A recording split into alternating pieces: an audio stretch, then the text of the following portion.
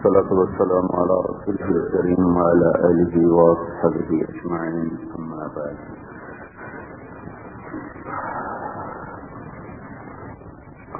وإن طائفتان من المؤمنين اقتتلوا فأصلحوا بينهما. اس پر کل میں نے بات کی تھی.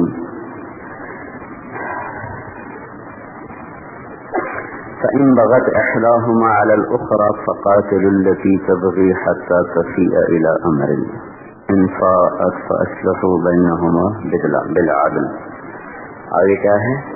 وأقسطوا إن الله يحب المقسطين.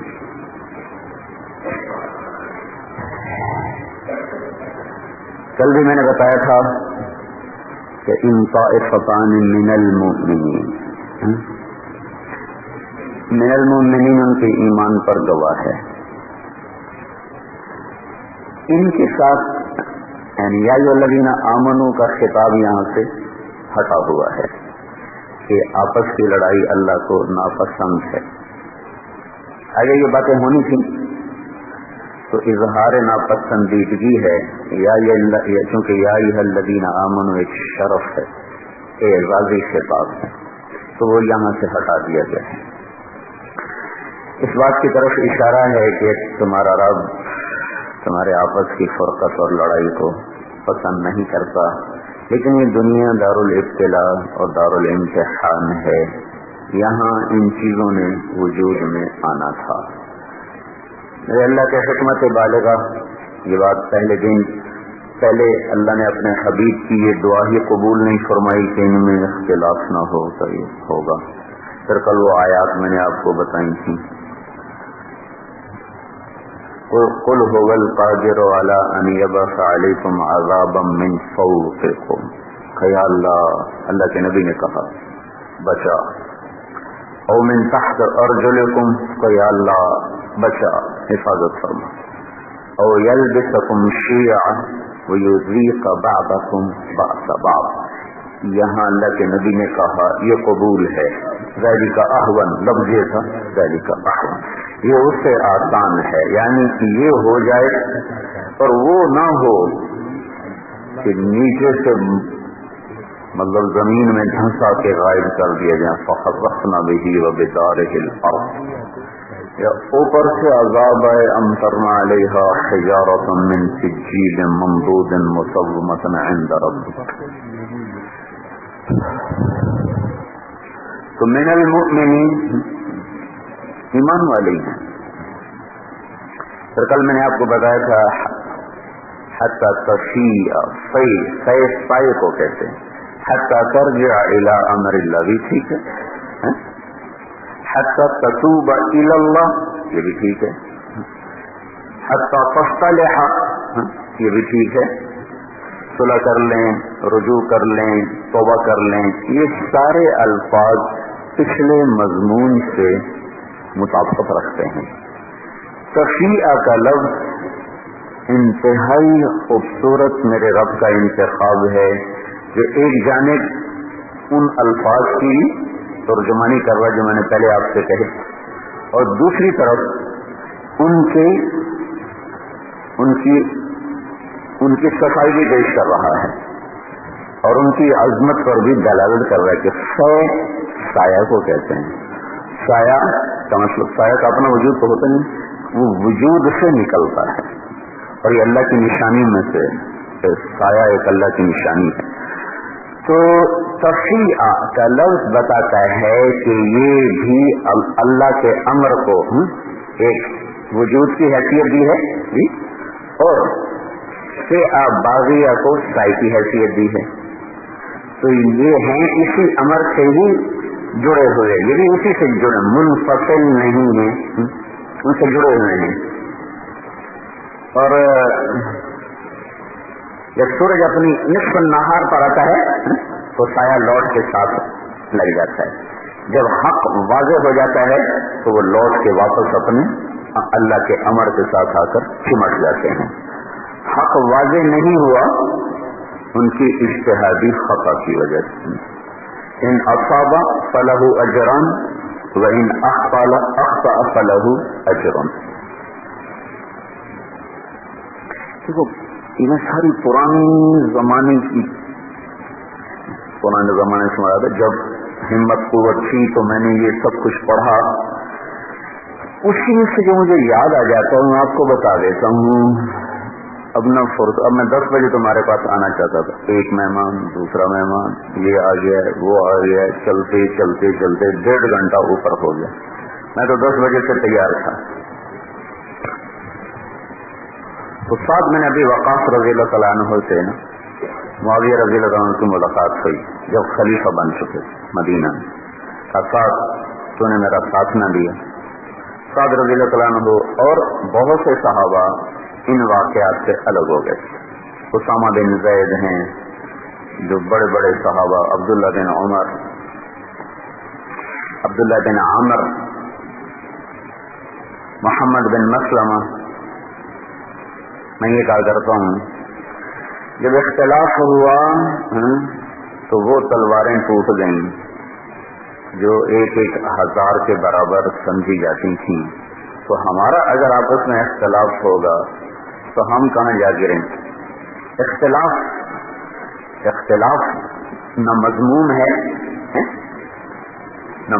है न गैर मतलूब है। इख्तिलाफ से मेरी मुराद, लफ्ज मैंने सही नहीं कहा, मुखालफत। इख्तिलाफ का राय तो तबई चीज है।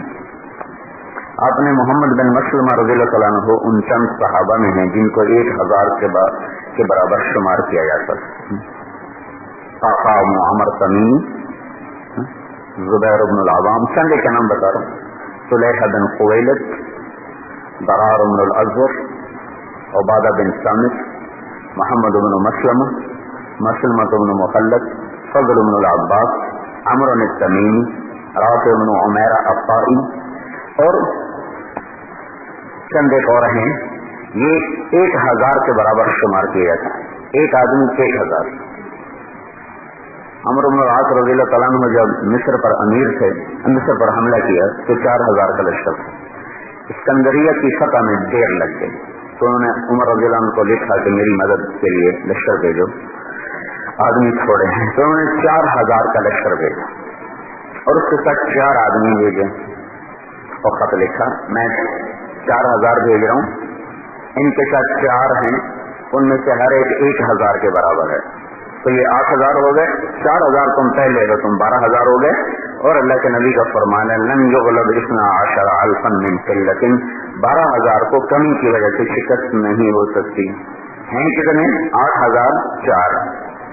वो 4,000 के बराबर कौन थे? उबादा बिन सामित और मसलमा इब्न मुखल्लद अंसार में थे और ज़ुबैर इब्न अल-अवाम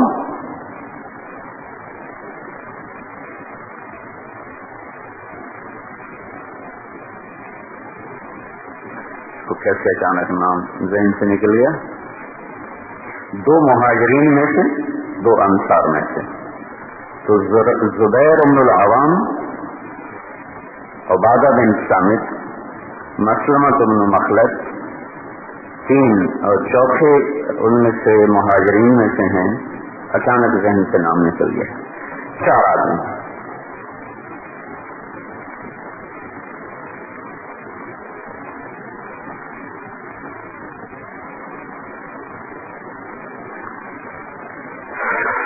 कौन थे?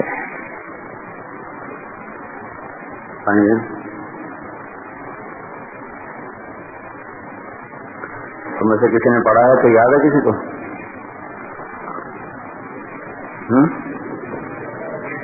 बेज़ौक हैं?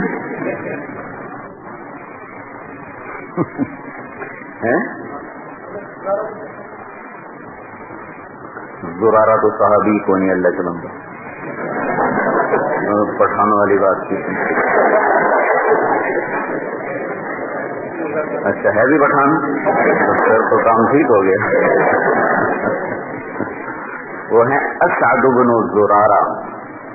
असअद इब्न ज़ुरारा वो किबार सहाबा में से, अंसार में से। जब अल्लाह के नबी मक्का में दाखिल हो रहे थे फातिहाना, तो आपकी ऊँटनी के पीछे सवार थे उसामा बिन ज़ैद, दाएं तरफ अबू बकर इब्न सिद्दीक ابو بکر صدیق رضی اللہ تعالیٰ عنہ، اور بائیں طرف اسعد بن زرارہ. یہ انصار میں ایسے مقام پر تھے کہ مہاجرین میں سے آپ نے ابو بکر رضی اللہ تعالیٰ عنہ کو اپنے دائیں طرف لیا ہے، اور انصار میں سے اسعد بن زرارہ.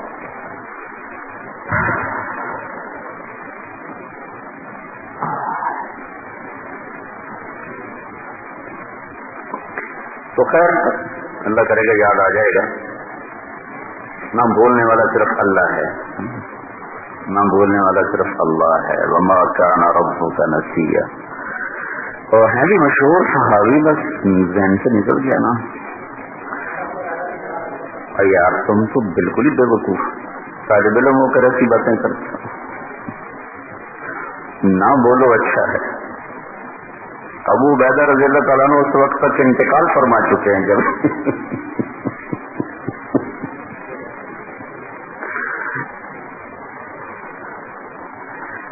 انشاءاللہ اللہ تعالیٰ مجھے یاد دلا دے گا، میں آپ کو بتا دوں گا.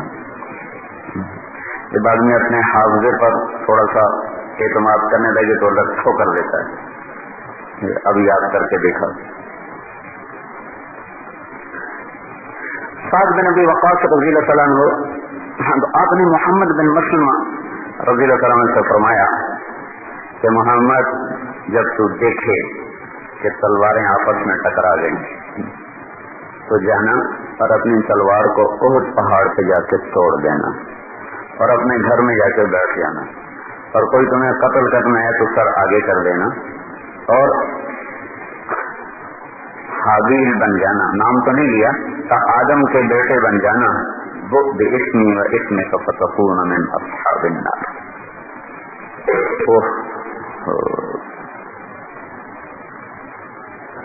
طلحہ رضی اللہ عنہ کے بیٹے محمد بن طلحہ، کل بتا رہا تھا کہ اونٹنی پر اونٹ کی لگام کو پکڑے ہوئے کتنے لوگ شہید ہوئے. 40 بنو زبا میں سے اور 70 قریش میں. 70. تو محمد بن طلحہ رضی اللہ تعالیٰ عنہ آئے اور آ کر اونٹ کی لگام کو پکڑا تو کہا میری ماں مجھے حکم دیجیے میں کیا کروں. کہا اگر میری مانتے ہو تو پھر احسن ابن آدم بن جا. آدم علیہ السلام کے بیٹوں میں سے جو اچھا بیٹا ہے نا وہ بن جا، چھوڑ دے واپس چلا جا. کہ نہیں یہ تو میں نہیں کروں گا، میں تو جان دینے آیا، یہ نہیں کروں گا. تو وہ بھی اس اونٹ کی لگام پکڑے ہوئے شہید ہوئے. تو جب آپس کی جنگیں ہوئی تو مسلمہ رضی اللہ عنہ جا کر اپنی تلوار کو بہت سے مارا اور توڑ دی. وہ تلوار جو اسلام کے لیے کتنی دفعہ بلند ہوئی، آخر وہ ٹوٹ گئی. دلوں کا پھٹ جانا اتنی خوفناک چیز ہے کہ اتنی بڑی تلواریں ٹوٹ گئیں. تو وہ تو اللہ کی رضوان کے سائے میں تھے، فریقین رضی اللہ عنہ تھے، اور پھر تلواریں ٹوٹ گئیں. اور ہم میں سے کسی کو تو پتہ ہی نہیں کہ ہم سے اللہ راضی ہے یا ناراض ہے، تو موت سے پتہ چلے گی. تو مسلمہ بن مخلد رضی اللہ تعالیٰ عنہ بھی ان شاہ سواروں میں سے تھے جو 1,000 کے برابر شمار کیا جاتا.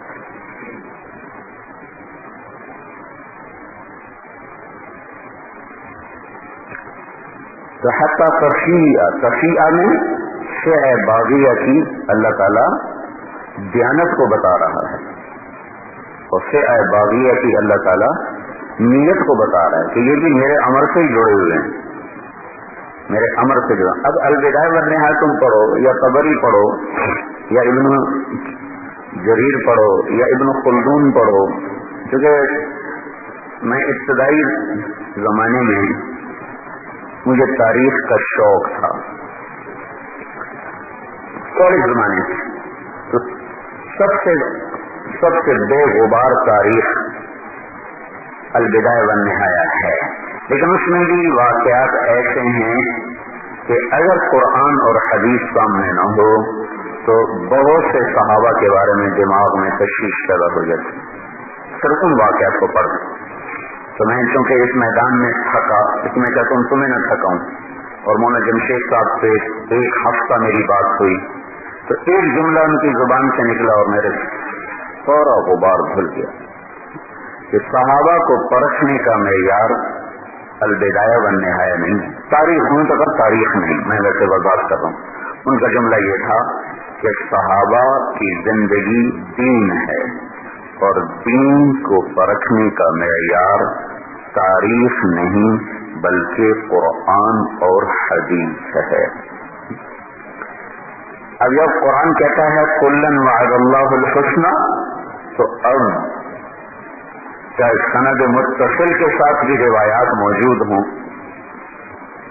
تو بھی ہم ان کو مردود کر دیں گے کہ اوپر والا جس نے جزا سزا کا نظام بنایا اور چلایا ہے وہ یہ کہہ رہا ہے کہ میں نے جنت کا وعدہ کر دیا، تو وہ آپ کے رکھے کا جواب ہے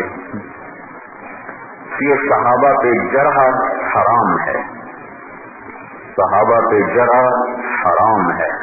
اللہ اللہ فی اصحابی لا تتخذوهم غرضا من بعدی فمن احبهم فبحبی احبهم فمن ابغضهم فببغضی ابغضهم۔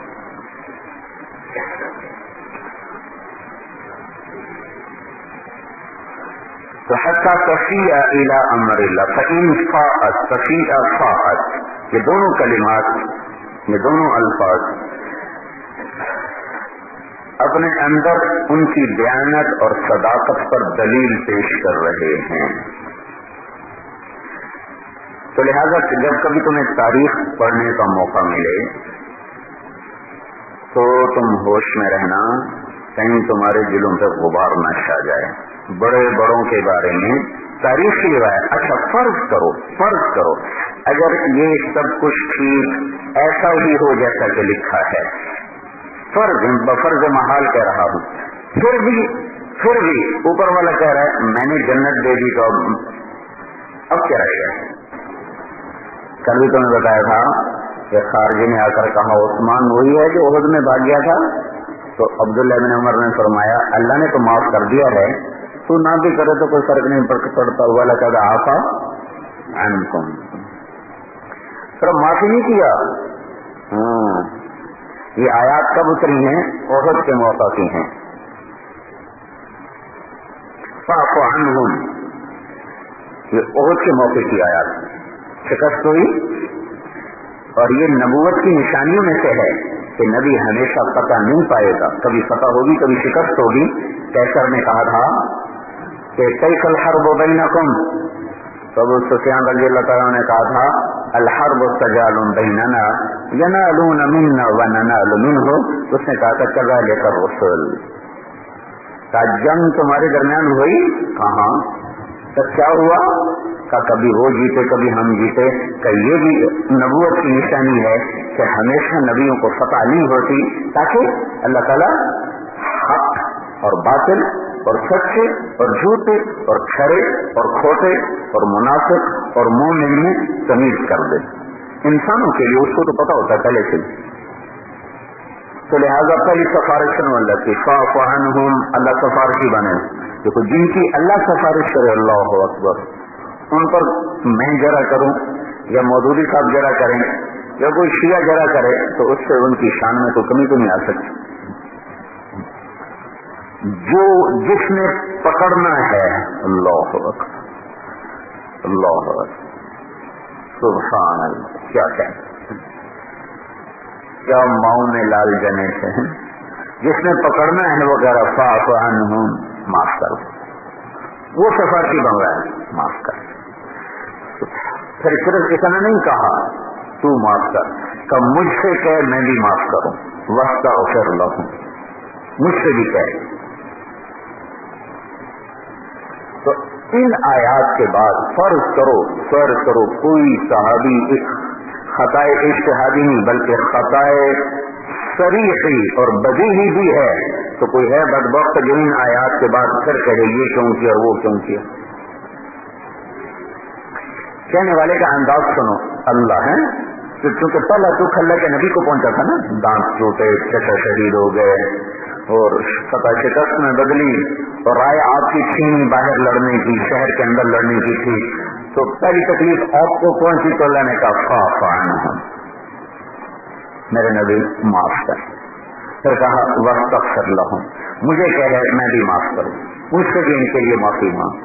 پھر کہا وشاورہم فی الامر، بے شک ان کے مشورہ تیری رائے کے خلاف تھا اور اس سے یہ نتیجہ بھی نکلا، لیکن ان سے مشورہ چھوڑنا نہیں، آپ ان سے مشورہ کرتے رہیے. تو اور کوئی آیات نہ ہو، دیکھ لو وشاورہم فی الامر کریں.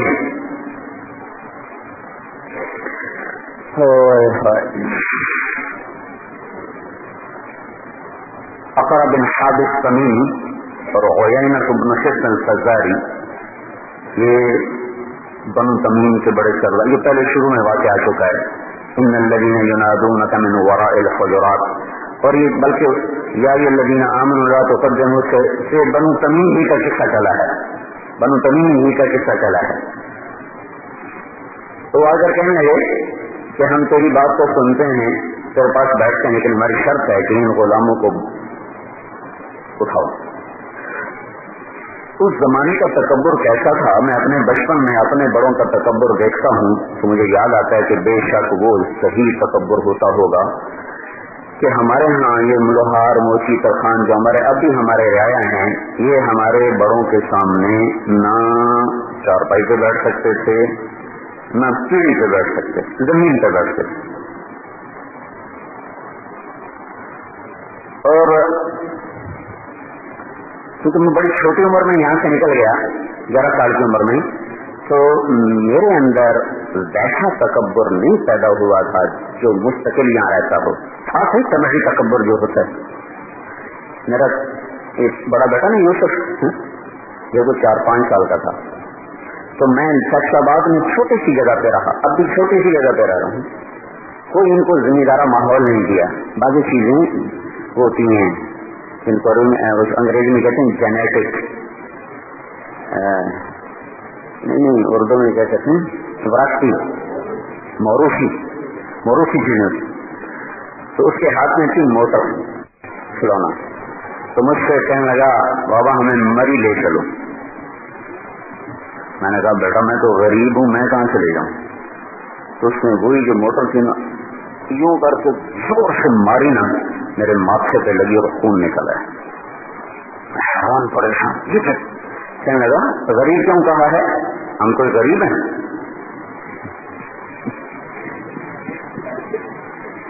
میں نے اس کو کہا یہ موروثی تکبر ہے. غریب کیوں کہا ہے، ہم کوئی غریب ہیں؟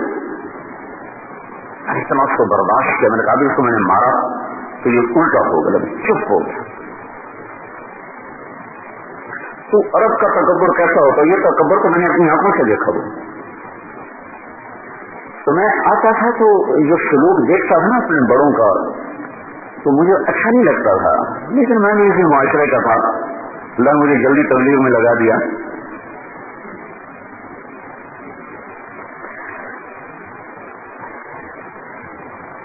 اسکول ہم جا رہے تھے، پتہ نہیں تمہیں پہلے بھی سنا ہے، تو بس یہ جو پرائمری اسکول وہ پرانی بستی میں تھے، تو میں ہم بستی کے 8-10 لڑکے اکٹھے جا رہے تھے.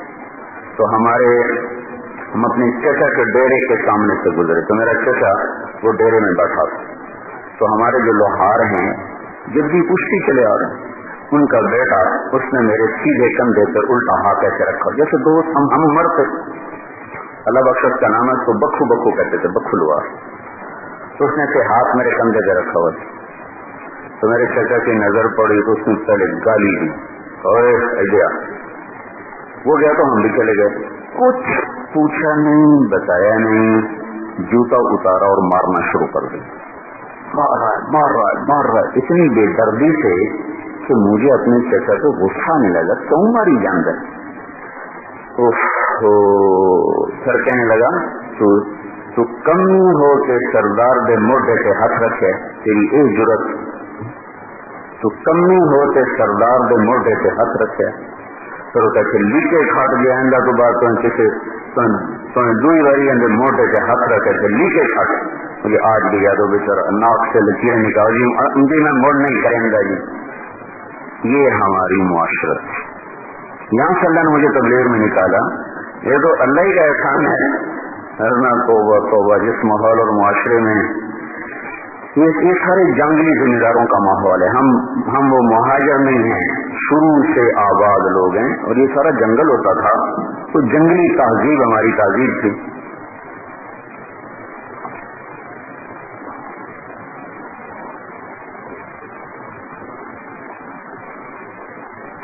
تو عرب کا تکبر تھا, مطلب یہ چیز مستبعد نہیں. کہنے لگے ان کو ہٹا پھر بیٹھیں گے, ہماری شان کے خلاف ہے کہ کمی بھی بیٹھے ہوں ہم بھی بیٹھے ہوں. اور کمیوں سے کیا مراد لے, کمی اس زبان میں ترجمہ کر رہا ہوں جو غلام, اور زمان غلام تھا, بلال, سہیل, سلمان,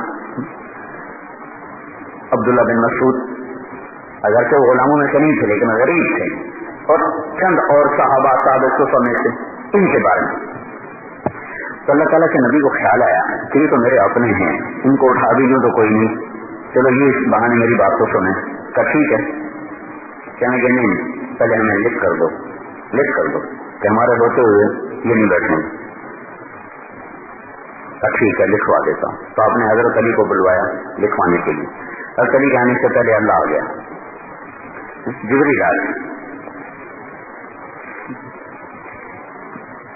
ان کو آپ نہیں ہٹا سکتے.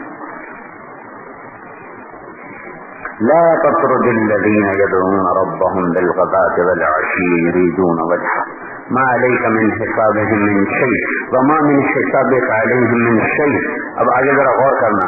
فتطردهم پھر کیا ہوگا, فتكون من الظالمين. کس کو کہا جا رہا ہے, کن کی خاطر کہا جا رہا ہے اور کس کو کہا جا رہا ہے, ذرا جان بین میں غور کرو.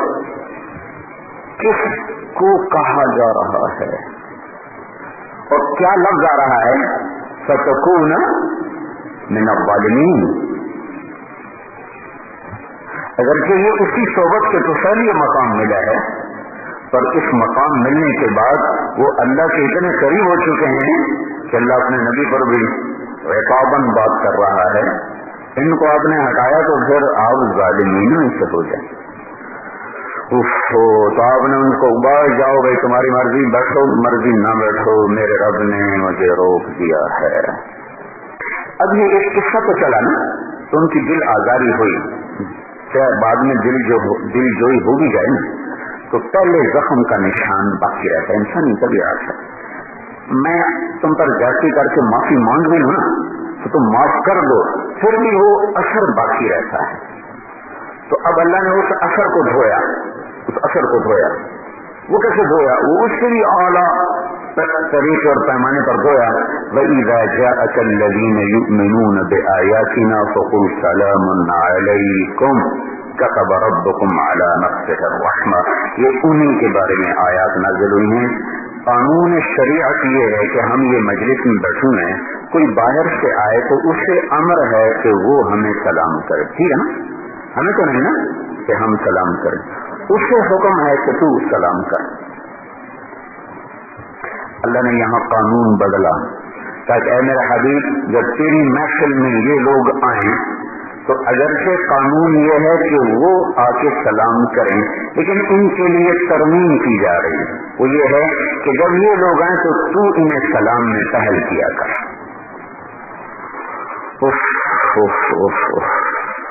تو پھر میرے نبی نے کہا الحمدللہ الذی جعل من امتی من امرت ان ابدأہم بالسلام. اللہ شکر تیرا, تو نے میری امت میں ایسے لوگ پیدا کیے جنہیں سلام میں پہل کرنے کا مجھے امر ہوا, مجھے حکم ہوا. تو تاریخی روایات مستند ہیں اگر قرآن و سنت سے نہ ٹکرائیں. اگر وہ قرآن و سنت سے ٹکرائیں پھر میں کہتا ہوں کسی تعویل کی ضرورت نہیں ہے, ان کو دیوار پہ مار دو. بس اللہ اور اس کا رسول اس کے بعد ہمیں کسی اور گواہی کی ضرورت نہیں ہے. تو تمام الصحابۃ کلہم عدول، اور عدول ہونا یہ بھی ایک اعزاز ہے، لیکن سب سے بڑا اعزاز ہے کلہم مغفور. بھائی تابعین بھی تو عدول ہیں، لیکن ہم کہہ نہیں سکتے کہ مغفور ہے کہ نہیں ہے. تبع تابعین بھی عدول ہیں، لیکن اب ہم حتماً نہیں کہہ سکتے کہ مغفور.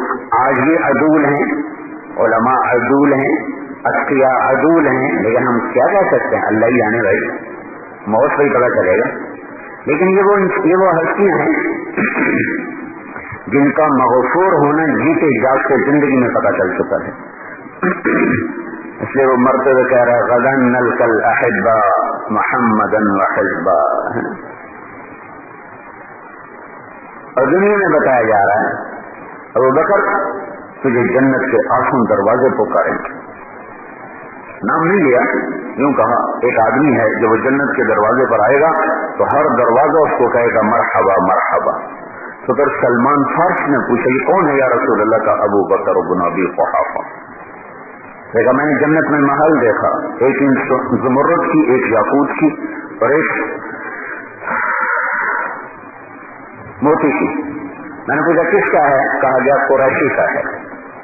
میں نے سمجھا میرا ہی ہوگا، میں جو قریشی ہوں، اور ایسا نبی کا ہی ہو سکتا ہے. آگے بڑھا تو کہا گیا عمر بن خطاب کا ہے.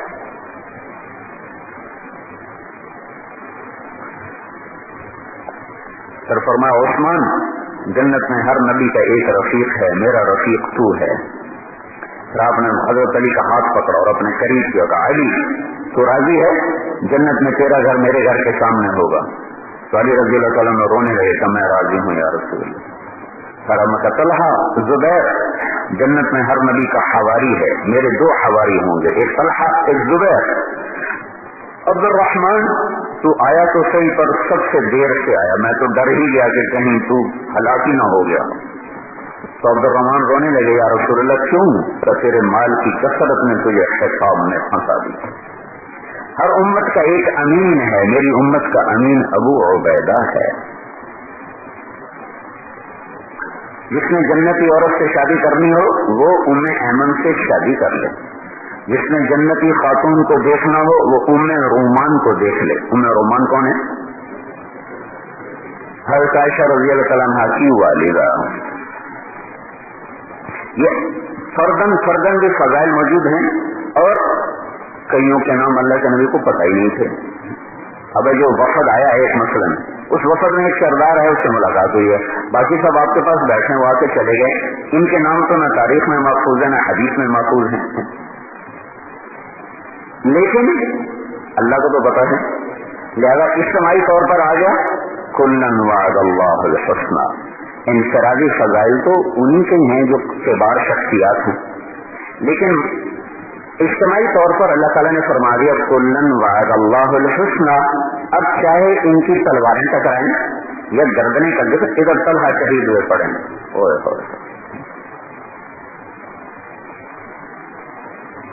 ادھر عمار ابن یاسر شہید ہوئے پڑے سفین میں، وہ جمل میں، ادھر ذوالقلع حمیر شہید ہوئے پڑے، ادھر حضرت عمر کے بیٹے عبید اللہ بن عمر شہید ہوئے پڑے. تو اب تم کس کو جہنمی کہو گے؟ نعوذ باللہ نعوذ باللہ ہے. یہ سب اللہ کے دربار سے رضوان کا پرچہ لے چکے تھے. طلحہ کو دیکھ کر حضرت علی رو پڑے اور بیٹھ گئے ان کی لاش پر، ان کا ہاتھ اٹھا کے چوما. وہ سیدھا ہاتھ کہ یہ وہ ہاتھ ہے جو نبی کی حفاظت کرتے کرتے شل ہو گیا. تو مجھے امید ہے کہ میں اور طلحہ قیامت کے دن ان لوگوں میں سے ہوں گے جن کے بارے میں اللہ کہتا ہے وَنَزَعْنَا مَا فِي صُدُورِهِم مِّن غِلٍّ إِخْوَانًا عَلَىٰ سُرُرٍ مُتَقَابِلِينَ.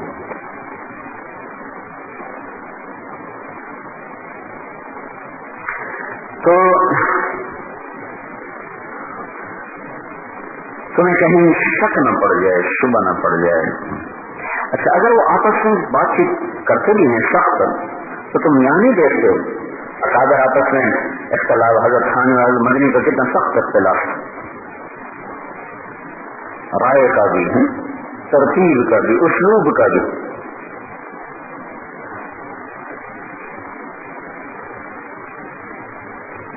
تو وہ معاصرین ہیں اور وہ ہم عصر بھی ہیں اور ساتھی بھی ہیں، صحبت بھی ہے، وہ اوپر نیچے بات کر سکتے ہیں. عمار ابن یاسر رضی اللہ تعالیٰ عنہ کو خالد بن ولید نے اللہ کے نبی کے سامنے کہا کہ یہ غلام صرف آپ کی وجہ سے اونچی بول رہا ہے، ورنہ اس کی ضرورت تھی کہ یہ بولتا. تو آپ نے کہا من لعن عمارا لعنہ اللہ، جو عمار پہ لعنت کرے گا اللہ کی اس پہ لعنت. خالد بن ولید رضی اللہ عنہ کو سب کچھ بھول گیا. ہاں بھائی اللہ کے واسطے مجھے معاف کر، بھائی مجھے معاف کر. جب تک انہوں نے معاف نہیں کیا انہوں نے ان کا پلو نہیں چھوڑا. تو ایک ماحول اور معاشرے میں رہتے ہوئے یہ چیزیں ہو جاتی ہیں، لیکن جس رب نے فیصلہ کرنا ہے وہ کہہ رہا ہے وَكُلًّا وَعَدَ اللَّهُ الْحُسْنَى، وہ کہہ رہا ہے أَشِدَّاءُ عَلَى الْكُفَّارِ رُحَمَاءُ بَيْنَهُمْ تَرَاهُمْ رُكَّعًا سُجَّدًا يَبْتَغُونَ فَضْلًا مِّنَ اللَّهِ وَرِضْوَانًا سِيمَاهُمْ فِي وُجُوهِهِم مِّنْ أَثَرِ السُّجُودِ. اور وہ کہہ رہا ہے وَيُؤْثِرُونَ عَلَىٰ أَنفُسِهِمْ وَلَوْ كَانَ بِهِمْ خَصَاصَةٌ. اور یہ کہہ رہا ہے كَانُوا قَلِيلًا مِّنَ اللَّيْلِ مَا يَهْجَعُونَ وَبِالْأَسْحَارِ هُمْ يَسْتَغْفِرُونَ وَارْتَتَجَافَىٰ جُنُوبُهُمْ عَنِ الْمَضَاجِعِ يَدْعُونَ رَبَّهُمْ خَوْفًا وَطَمَعًا وَمِمَّا رَزَقْنَاهُمْ يُنفِقُونَ. یہ عجب كَانُوا قَلِيلًا مِّنَ اللَّيْلِ مَا يَهْجَعُونَ.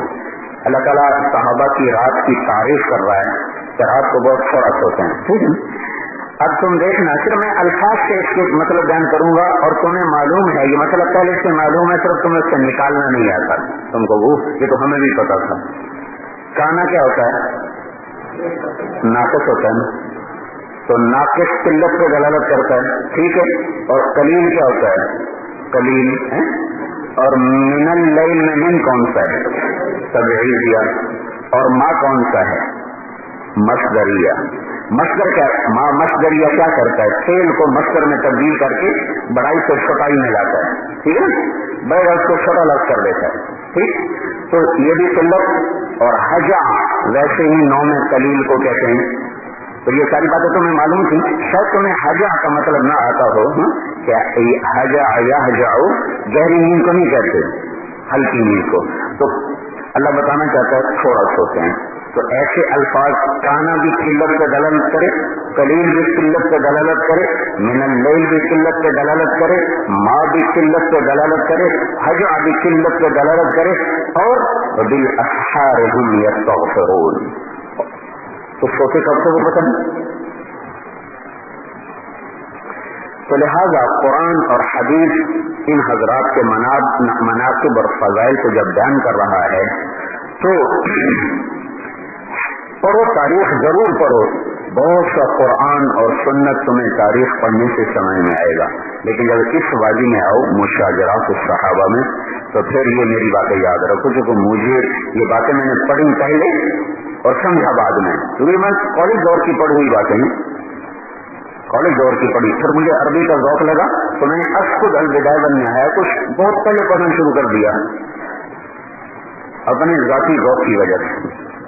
تو جب یہ سورہ حجرات پر پہنچے اور مولانا جمشید صاحب سے بات چلی، پھر یہ معاملہ میرے اوپر واضح ہوا اور ایک جملے سے واضح ہوا کہ صحابہ کی زندگی دین ہے اور دین کو پرکھنے کا معیار تاریخ نہیں ہے، قرآن اور سنت ہے. اب اس سے اگلی بات، اس کے بعد دو فریق حق و باطل قیامت تک چلے گا، کبھی اسلام کے روپ میں کبھی کھل کر آئے گا. حسن رضی اللہ تعالیٰ عنہ 6 ماہ خلافت اور اس کے بعد چھوڑ دیا، اور اللہ کے نبی کا قول سچا ہوا ابنی ھذا سید سیصلح بین فئتین عظیمتین من المؤمنین. تو حضرت حسن کے ذریعے سے اللہ تعالیٰ نے صلح کروائی، اور حضرت حسن کو بڑی تکلیف اٹھانی پڑی کیونکہ لشکر آمنے سامنے سے 80,000 کا لشکر حضرت حسن کے پاس تھا اور 60,000 کا لشکر حضرت معاویہ رضی اللہ عنہ کے پاس تھا. تو اللہ تعالیٰ نے حسن رضی اللہ تعالیٰ عنہ پر اللہ کے نبی کی پیشین گوئی کو سچا کر کے دکھایا، سب چھوڑ دیا. جب لوگوں نے زیادہ کہا تو کہا دیکھو بھائی اگر خلافت میرا حق تھا تو میں نے معاویہ کو دے دی، اور اگر اس کا تھا تو اس کو جا کے مل گیا، تب تم مجھ سے کیوں لڑتے ہو؟ مسلمانوں کا خون میری وجہ سے بہے، مجھے یہ برداشت نہیں. پھر معاویہ رضی اللہ عنہ کے انتقال کے قریب جو صورتحال تھی اس میں مرکزیت اہل شام کو حاصل تھی اور ان کی ہمدردیاں بنو امیہ کے ساتھ تھی. تو اگر حضرت معاویہ رضی اللہ عنہ حضرت ابو بکر کی طرح خاموش چلے جاتے تو بھی بہت بڑا فتنہ ہوتا.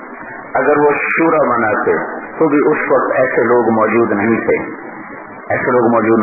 ایک ہی شکل باقی تھی ابو بکر صدیق والی کی، کسی کو متعین کریں، اور وہ یزید کو متعین کرنے میں مخلص تھے اور صادق تھے.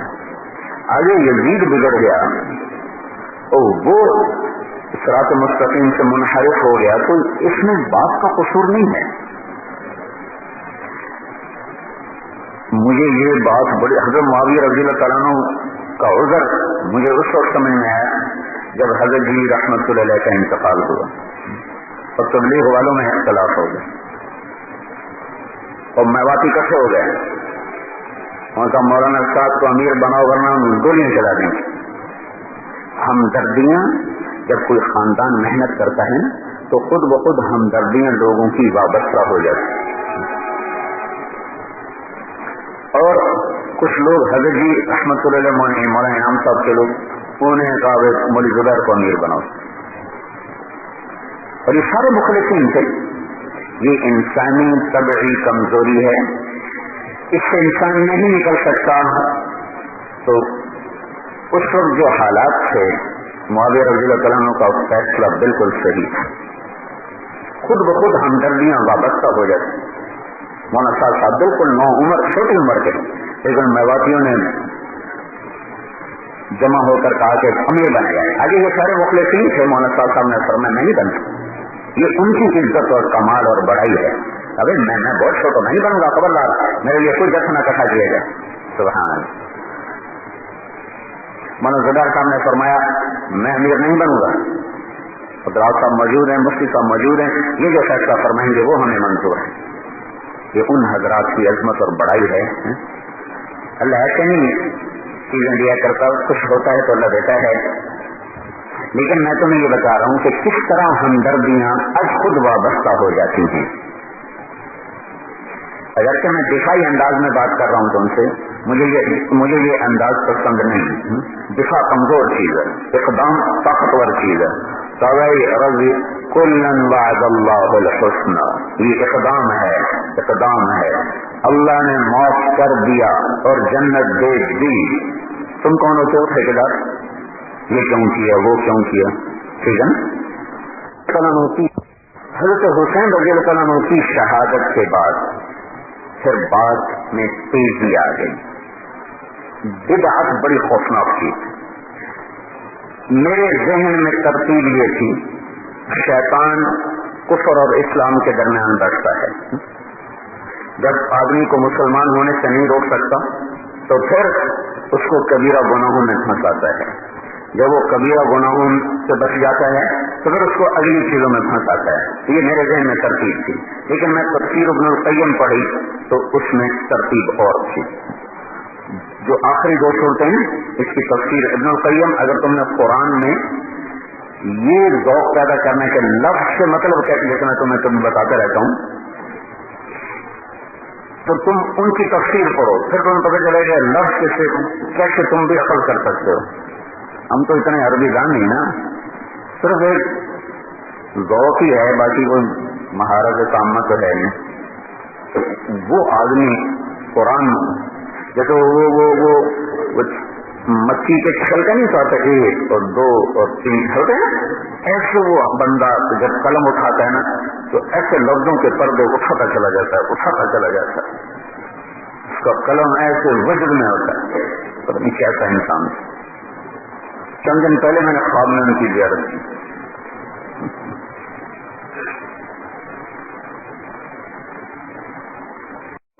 تو انہوں نے ترتیب لکھی ہے کہ شیطان کے گمراہ کرنے کے سب سے پہلا ہے کفر اور اسلام کے درمیان بیٹھتا ہے، دوسرا ہے وہ بدعت اور سنت کے درمیان بیٹھتا ہے، تیسرا ہے کبیرہ گناہ میں مبتلا کرتا ہے. کیونکہ کبیرہ گناہ کا مرتکب تو اپنے آپ کو گناہگار سمجھتا ہے، جو بدعت میں پھنستا ہے وہ اپنے آپ کو گناہگار نہیں سمجھتا. پھر بدعت ایک جگہ نہیں کھڑی ہوتی، وہ چلتی ہے، وہ چلتی ہے، وہ چلتی. جیسے گاڑی سڑک سے اتر جائے تو وہ لڑکتی جا رہی، پتہ نہیں کہاں کس کھڈے میں جا کے گرے گی. تو بدعت پھر ایک جگہ نہیں رہتی، وہ آگے بڑھتی، بڑھتے بڑھتے بڑھتے بڑھتے اکثر اوقات کفر تک پہنچا دیتی.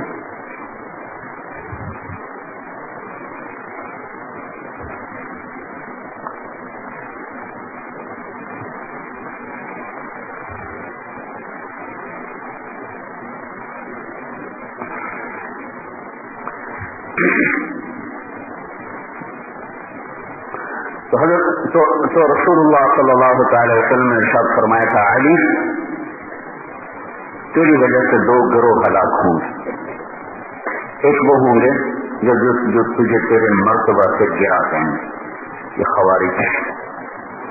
ایک وہ ہوں گے جو تجھے تیرے مرتبہ سے بڑھا دیں گے، یہ روافض شیعہ کہ الوہیت تک بھی چلے.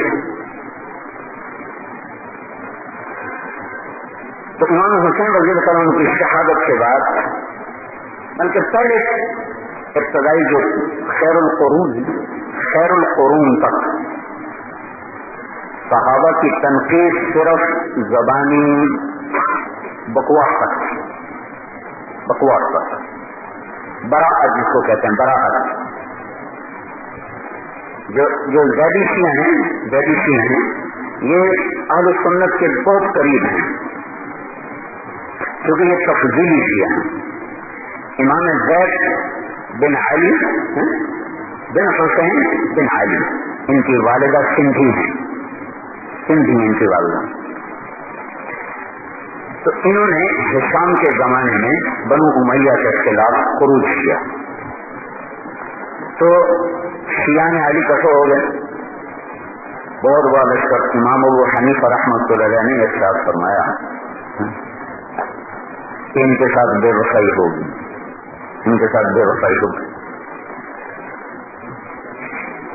اگر ان کی وفا کرنے والے کو لوگ ہوتے تو میں بھی ساتھ دیتا. تو جب بہت بڑا لشکر اکٹھا ہو تو کہیں گے کہ تو ابو بکر اور عمر کے بارے میں کیا کہتا ہے؟ کہا وہ اللہ کے نبی کے صحابی اور من اصحابہ لا اقول الا خیرا، کہ نہیں تبرأ منہما، ان سے برات کا اظہار کر پھر ہم تیرا ساتھ دیں گے. کہ میں یہ نہیں کر سکتا، 40,000 ساتھ چھوڑ کے چلے. تو تھوڑے رہ گئے، شہید ہو گئے. 40 دن ان کی میت لٹکی رہی. تو جو خیر القرون ہے اس میں صرف زبانی بکواس ہے اور تان و تشنیع ہے. لیکن میں نے کہا نا سنت ایک جگہ نہیں رہتی. یہ جو نہج البلاغہ کا مصنف ہے یہ کچھ 4th-5ویں صدی کا آدمی، 4ویں صدی کا آدمی. تو یہ شریف رضی نام ہے. یہ مرتبہ کہہ رہا تھا اشہد ان ابا بکر و عمر اسلما ثم ارتدا، یہ اس کے الفاظ ہے. اشہد ان ابا بکر و عمر اسلما ثم ارتدا. یہ اب بات آگے چلیے. تان تشمیع کرنے والا فاسق ہے، مبتدع ہے، فاسق. لیکن 4ویں صدی میں آ کر چونکہ میرا اب اس وقت مستحضر نہیں ہے، اس طرح جو میں نے پرانا پڑھا ہوا ہے اس کے تخمینے میں تمہیں بتا رہا ہوں، لہذا صدی وقت اس کی تحقیق تم خود کتابوں سے کر لینا، میں آپ کو صرف اپنی پرانی یادداشت پر بتا رہا ہوں کہ ہر قرون کے بعد پھر تکفیر شروع ہوگی۔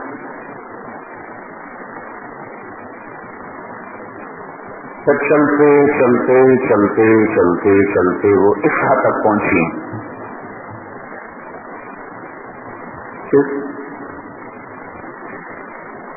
صرف چند آدمی مسلمان رہ گئے، باقی سارے کافر ہو گئے۔ ایک علی، ایک سلمان، ایک ابو ذر، ایک مقداد، 4 آدمی۔ انصاری کوئی ہے ہی نہیں، یا اہل بیت میں سے فضل بن عباس اور عبداللہ بن عباس، قسم بن عباس، باقی سب کیا کرو۔ تو میرے نبی کا فرمان سچا ہوا کہ تیری وجہ سے 2 گروہ ہلاک ہوں۔ تو وہ اتنے دور چلے گئے کہ اسلام سے بھی نکل گئے۔ ان چند کو چھوڑ کر باقی سارے صحابہ اگر کافر ہیں تو پھر تو ساری شریعت باطل ہوگی، ابطال شریعت لازم ہے۔ میں نے ایک تقاضا رشیدیہ میں تھا کہ تکفیر صحابہ سے کفر لازم نہیں آتا، اور اس سے پہلے جس سے تمہیں فائدہ ہو نا علمی، تو یہ دیانت کا تقاضا ہے کہ اس کا نام ذکر کرو۔ یہ سند کسے کہتے ہیں؟ یہ سند علمی دیانت ہے کہ اپنی طرف منسوخ کر کے مت کہو قرآن یہ کہہ رہا ہے۔ میں ابن القیم سے سمجھوں گا تو انشاءاللہ میں تمہیں بتاؤں گا کہ ابن القیم نے یہ کہا ہے، میں کبھی اسے اپنی بزرگی ظاہر نہیں کروں گا کہ دیکھو میرے اوپر اللہ نے یہ کھولا ہے۔ ساڑھے ساتھ پیشاب لے نالے کھل دینے، علم کتنے کھل گئے؟ وہ تو چلے گئے، آئے شاپ گئے وعدہ فردا لے کر، اب انہیں ڈھونڈ چراغ رخ زیبا لے کر۔ تو یہ میرا سبق یاد رکھو،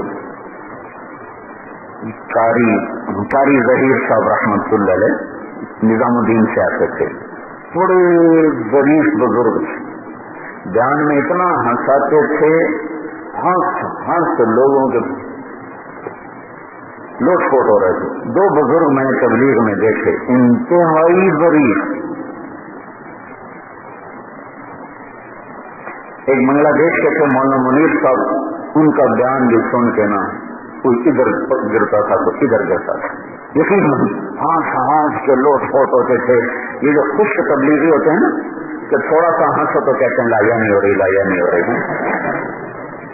یہ ان کو سنا رہا ہوں کہ ہر وقت ان کے منہ پہ 12 بجے ہوئے کہ جیسے ہنس دینا کفر لازم آ گیا، یا کوئی لطیفہ مذاق جیسے کفر ہو گئے، ہو لایا نہیں ہوگی، لایا نہیں۔ ٹھیک ہے بھائی، کثرت لایا نہیں حرام ہے، میں اس کا قائل ہوں، لیکن ایسی خاموشی کے قبرستان ہو یہ بھی تو کوئی دین نہیں ہے۔ تو مولانا منیر صاحب بنگلہ دیش اور مولانا قاری ظہیر صاحب ہندوستان، تو سوتوں کو بیگانا ان کا کام۔ تو میں نے ایک دن کہا حضرت آپ ہر بات پہ مولانا یوسف صاحب کا نام لیتے ہیں، کبھی بات یہ ہے کہ بات ہی ان کی ہے تو میں انہی کے بات کو انہی کی لیبل کے ساتھ بیان کرتا ہوں۔ یہ باقی سارے بھی انہی کی باتیں کرتے ہیں پر وہ لیبل اپنا لگا لیتے ہیں، میں لیبل انہی کا ہی لگاتا ہوں، مذاق تھا ان کا۔ تو یہ ایک علمی دیانت ہے، کسی سے تمہیں نفع ہو اس کو ذکر کرو، اپنی طرف منسوب نہ کرو کہ میں یہ سمجھا ہوں۔ وہ جنید الشیخ تو مجھے پتا چلا، وہ جب وہ ٹیلی ویژن پہ آتا ہے باتیں کرتا ہے تو مجھے کئی لوگ کہتے ہیں تو بڑی حکمت کی باتیں کرتا ہے۔ تو میں نے اسے فون کیا، میں نے کہا تو حکیم کب سے بنا ہے؟ میں کہا اللہ کے بندے جس بزرگ سے جو سن اس کا نام لے کے کہا تھا کہ یہ بات میں نے فلاں سے سنی، یہ فلاں سے سنی، یہ علمی دیانت بتا رہا ہوں، ٹھیک ہے، ایک قاعدہ بتا رہا ہوں۔ جب آدمی کا لیبل بڑا ہو جاتا ہے نا تو پھر کسی اور کی طرف منسوب کرنے میں وہ شرمندگی محسوس کرتا ہے. تمہیں تو شاید نہ ہو، لیکن جو اس وقت میرے اوپر لیبل لگ چکے ہیں،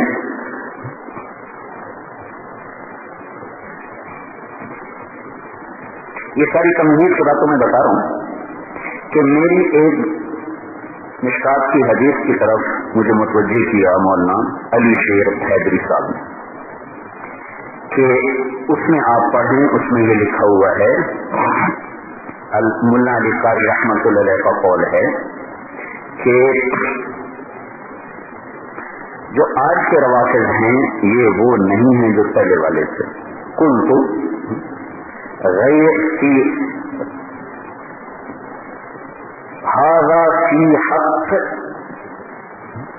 فی غیر الرافضۃ الخارجۃ فی زماننا، ہاذا فی حق غیر الرافض کی بات آ رہی ہے اس کی تفسیر کی کہ خوارج مبتدع ہیں، فاسق ہیں، لیکن آگے مولانا علی قاری فرماتے ہیں کہ یہ جو فسق کا اور بدعت کا جو فتویٰ ہے فی حق غیر الرافضۃ فی زماننا فإنہم یعتقدون تکفیر اکثر الصحابۃ فضلا عن سائر اصحاب اہل السنۃ والجماعہ فإنہم کفرۃ بالاجماع بلا نزاع. یہ مولانا علی قاری کی عبارت ہے. اس کی طرف مجھے انہوں نے متوجہ کیا تو حق بات ہے، اس کو تسلیم کرنے میں اور ویسے ہی ہلاکت اور ضلالت ہے. تو چونکہ صحابہ کی تکفیر ابطال شریعت ہے، ابطال شریعت کی باتیں بول جہاں جہاں یہ اصحاب موجود نہیں ہے تو وہاں کا دین اب کون بتائے گا؟ وہ تو بتائیں گے صحابہ.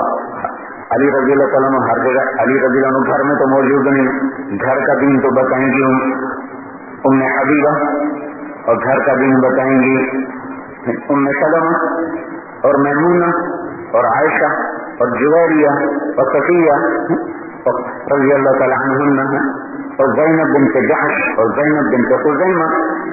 یہ تو ہو گئی کافر. تو پھر گھر کا دین تو سارا ختم ہو گیا، ابطال شریعت لازم آیا.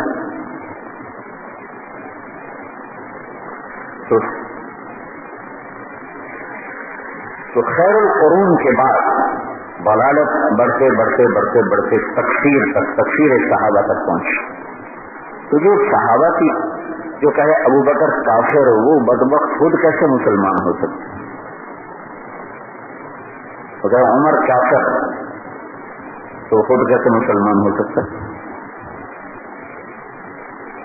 اور دو کافر نبی کے پہلو میں سوئے ہوئے ہوں، کتنی عجیب بات ہے. تو واقعہ مشہور نہیں ہے، وہ مدینے میں ایک شخص کو قبر میں باہر نکال کے پھینک دیا تھا، پھر دفن کیا، پھر نکال دیا، پھر دفن کیا، پھر نکال دیا. وہ ایک آدمی نے کلمہ پڑھا تو انہوں نے اس کو قتل کر دیا. تو اللہ کے نبی نے کہا تو انہیں کلمہ پڑھنے کے بعد بھی قتل کیا تھا، یہ اس نے اوپر سے پڑھا تو انہیں دل دیکھ لیا تھا. اللہ شفقت عن قلبہ، دفن کیا زمین میں نکال دیا، دفن کیا زمین میں نکال. تو آپ نے کہا قبر تو اس سے بھی برے کو چھپا دیتی ہے، صرف اللہ تمہیں بتانا چاہتا تھا کہ یہ بہت برا عمل ہے. پھر ان کو ایک غار میں ڈال کے اوپر سے پتھر دے کے بند کر دیا گیا.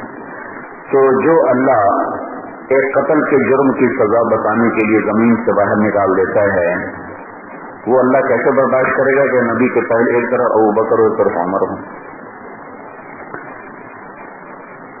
یہ اللہ کے نبی کی خبر ہے، دائیں طرف ابو بکر، بائیں اور بائیں طرف عمر. یہ ایک قول ہے، کیونکہ اب سب تخمین ہیں، قبر تو بند ہے اور عیسیٰ کے انتقال پر دیوار توڑی جائے گی. تیسرا قول یہ ہے. دوسرا یہ اللہ کے نبی کی خبر، اور پھر آپ کے کندھے کے ساتھ ابو بکر کا سر، پھر ابو بکر کے کندھے کے ساتھ عمر کا سر، پھر یہ ترتیب اس طرح ہے. اور ترین قیاس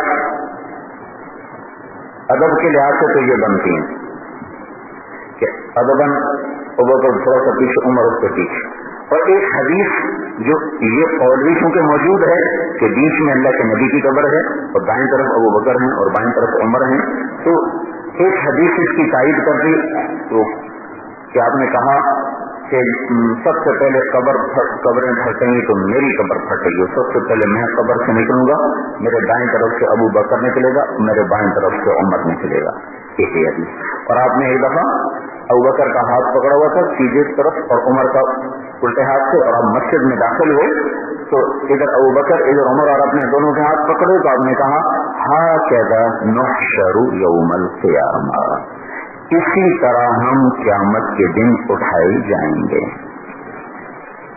تو تکفیر صحابہ ابطال شریعت کفر ہے۔ تو صحابہ کی تکفیر اکثر صرف اکثر پر جمیل وہ تو صرف 4 کو مسلمان مانتے ہیں تو بہت ساری کافر ہو گئے، کوئی بھی مسلمان نہ بچے۔ تو یہ بات یقیناً کفر بواحہ ہے، کفر بواحہ، یعنی کفر مستور نہیں ہے، کفر بواحہ ہے۔ تو میری نظر سے یہ عبارت نہیں گزری تھی، اس عبارت کی طرف مجھے متوجہ کیا مولانا علی شیر حیدری صاحب، اس لیے میں تمہارے سامنے اعتراف کر رہا ہوں اور تمہیں سبق دے رہا ہوں کہ جس سے نفع ہو اس کا اعتراف رکھنا، سند اسی کی دلیل۔ امام بخاری امام ترمذی سے روایت کرتے ہیں، سمجھو ترمذی شاگرد ہیں ان کے، کوئی شاگردوں سے بھی سند لیتا ہے، عظمت اور بڑائی ہے۔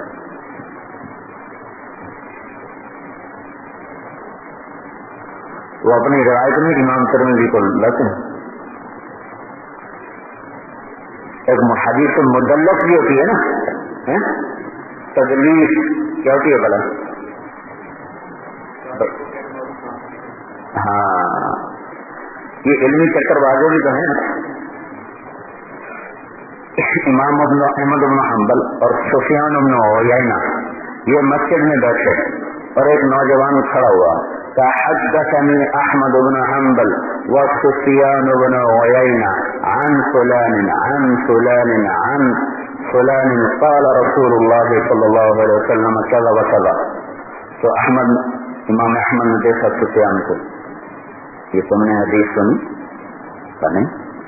تو انہوں نے ان سے تم نے سنی کا نہیں؟ کہیں تو ہماری طرف سے روایت کر رہا ہے، کہا چلو پوچھ لیتے ہیں۔ تو جب مجلس ختم ہو گئی نا تو یہ دونوں حضرات آئے، کہا بھائی میں احمد بن حنبل ہوں، یہ سفیان بن عیینہ ہے، یہ تم نے حدیث بیان کی ہے، ہم نے تو زندگی میں کبھی نہیں سنی، تو کس سے روایت کی ہے؟ وہ کہنے لگا دنیا میں احمد بن حنبل اور سفیان بن عیینہ صرف تم 2 ہو اور کوئی نہیں ہو سکتا۔ یہ علمی چکر تھی، غزل تم ہی ہو اور کوئی نہیں ہے۔ تو دونوں چپ ہو رہا، بھائی جاہل کے آگے چپ رہنا ہی ٹھیک ہوتا ہے۔ امام شافعی فرمایا کرتے تھے جب کسی عالم سے مناظرہ کیا تو میں غالب آیا، اور جب کسی ان پڑھ سے کیا تو وہ میرے اوپر غالب آ گیا۔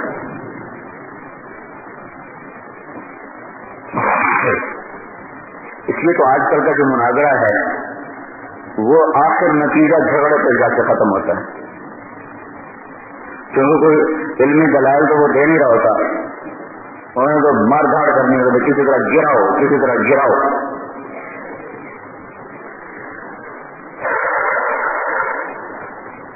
اللہ اللہ فی اصحابی لا تتخذوهم غرضا من بعد۔ غرض سے مراد ہوتا ہے تنقید کا نشانہ، تنقید پر میرا نبی کرا اللہ اللہ، اور تکفیر پھر کہاں چلی گئی تو اسلام سے نکال دو۔ یہ چونکہ سبق کی مجلس ہے اس لیے تو میں واضح کر کے بتا رہا ہوں، ہمارا کام ہے سب سے ہمدردی، سب سے توبہ کر لیں، کفر سے نفرت کرو، کافر سے نہیں، شراب سے نفرت کرو، شرابی سے نہیں، زنا سے نفرت کرو، زانی سے نہیں، ہمدردی ہو۔ اگر وہ توبہ کر لے اور جنت میں چلا جائے تو اس کا بھی فائدہ ہمارا بھی فائدہ ہے، اسی کفر پہ مر گیا یا صرف و فجور پہ مر گیا تو تباہ ہو گیا. تو تبلیغی نوعیت کا تقاضا یہ ہے کہ کسی طرح ہمدردی کے ساتھ قریب کر کے ماحول میں لا کر اور پیار محبت سے سمجھا بجھا کر حق واضح کیا جائے. یہ تبلیغی طرز ہے. ہاں علماء کے ذمہ ہے حق کو واضح کرنا. علماء کا منصب یہ نہیں, سمجھو, علماء کا منصب ہے حق کو واضح کرنا, حق اور باطل میں تفریق کو قائم کر کے واضح کرنا. تو یہ حق الحق ویبطل الباطل. لیکن جو تبلیغی کام ہے اس کا تقاضا ہے ان کو پیار محبت سے قریب کرنا, فاسق سے فاسق, فاجر سے فاجر, عاصی سے عاصی, چاہے وہ کافر مطلق ہے لیکن اس پر نام اسلام موجود ہے. وہ جو تحفۃ العلماء ہیں یہ تم پڑھو, حضرت تھانوی رحمۃ اللہ علیہ کے مواعظ کو جمع کیا ہے. ہندوستان کے کسی عالم نے, مجھے بہت نفع ہوا اس کتاب سے, تو میں تمہیں بھی کہتا ہوں اپنی فرصت کے اوقات میں وہ کتاب ضرور, خاص طور پر جلد اول تو ہمارے مطلب چندے کے مسائل اور مدرسے کے مسائل وہ ہیں, لیکن اللہ کا کو تمہیں مدارس چلانے والا بنائے تو بے شک ساری پڑھو, ساری مفید. تو اس میں مناظرے کے باب میں لکھا ہوا ہے کہ حضرت نانوتوی رحمت اللہ علیہ کسی بھی اسلامی فرقے سے مناظرہ نہیں کرتے تھے, چاہے وہ کافر ہی کیوں نہ ہو. نام اسلام کا ہے لیکن ہے وہ کافر, تو اس سے اجتناب فرماتے تھے. زندگی میں صرف ایک دفعہ شیعہ اور غیر مقلدین کے خلاف ایک مضمون لکھا, باقی اجتناب فرماتے تھے. تو ہم مسائل میں اپنے علماء کے پابند ہیں, عقائد میں اپنے علماء کے پابند ہیں, ہماری کوئی الگ راہیں نہیں ہے. وہ جو مہند ہے نا, مہند المہند, مولانا خلیل احمد صاحب سہارنپوری رحمۃ اللہ علیہ نے جب علماء دیوبند پر احمد رضا صاحب نے عبارات میں تقدیم تاخیر کر کے, جیسے میرے ساتھ ہوا ہے نا, میرے دروس کو جو مختلف سی بنا کر پھیلا دیا ہے, تو اگرچہ اس میں بعض باتیں میں نے کہی ہیں لیکن میرے علم میں نہیں تھی. میں ایک بات کو ٹھیک سمجھ کے کر رہا تھا, وہ ٹھیک نہیں تھی, پھر بعد میں مجھے بتایا گیا میں ٹھیک ہے. لیکن یہ تو علمی خیانت ہے نا کہ صاحب کلام سے پوچھے بغیر اس کو پھیلا دینا, تو علمی خیانت ہے. اور شیطان علماء کو زنا کی دعوت نہیں دیا کرتا, سمجھے, تمہیں زنا کی دعوت نہیں دے گا, اسے پتا ہے تم اس کے خریدار نہیں ہو, وہ تمہیں شراب کی دعوت نہیں دے گا, تمہیں جوئے کی دعوت نہیں دے گا, وہ ان چیزوں میں پھنسا کے ہلاکت کی طرف لے کے چلتا ہے. صاحب کلام سے پوچھنا یہ علم کی تقاضا ہے. صاحب کلام سے پوچھو تو وہ کیا کہتا ہے, وہی اس نے جو کہا اس کا کیا مطلب ہے. اس سے پوچھے بغیر قلم بھی چلائے زبان بھی چلائے تو یہ علمی خیانت ہے. ممکن ہے بعض باتوں کو وہ نہ سمجھ پائے ہوں اور بعض باتیں میں نے واقعتاً غلط کہی ہوں اپنی کم علم کی وجہ سے یا غلط معلومات کی وجہ سے, تو میں ان سے رجوع کر لوں, یا جو وہ نہیں سمجھے میں ان کو سمجھا دوں, اور جو میری غلطی ہے وہ مجھے بتا دے تو میں اس سے رجوع کر لوں.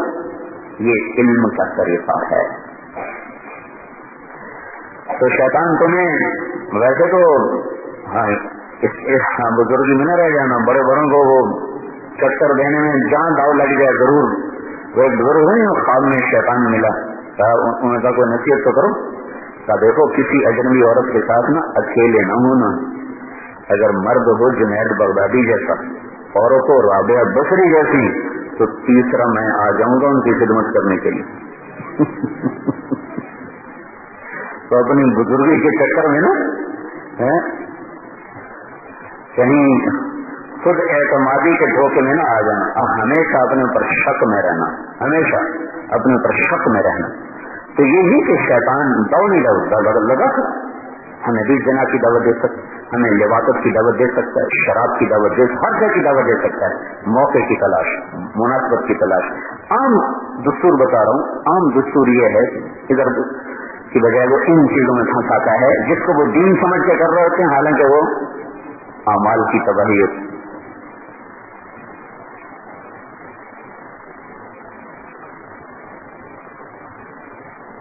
تو صحابہ میرے عزیزو، یہ انفاع پتان کا مضمون آیا تھا تو یہ ساری باتیں میرے ذہن میں تھیں کہ اللہ کرے تمہارا ذہن غبار آلود بھی نہ ہو، صاف ہو.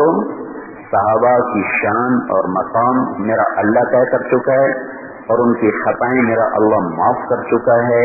ان پہ جرا حرام ہے، تنقید حرام ہے، ان کی تفسیر کرنے والا بھی کافر ہے.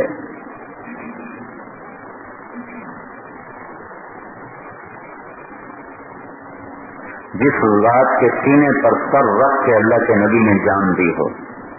ام عائشہ کی شان تو دیکھو. واحد نبی کو میں بتا رہا ہوں، واحد نبی، میری بات غور سے سننا، واحد نبی جس کی جان بیوی کے سینے پر گئی ہے سر رکھے ہوئے. حضرت عائشہ یوں ٹیک لگا کے بیٹھی اور آپ کے سیدھے گال ام عائشہ کے سینے پر ایسے رکھے ہوئے ہیں. اللہ. اور آخری چیز جو میرے نبی کے منہ میں گئی ہے وہ ام عائشہ کا لعاب ہے.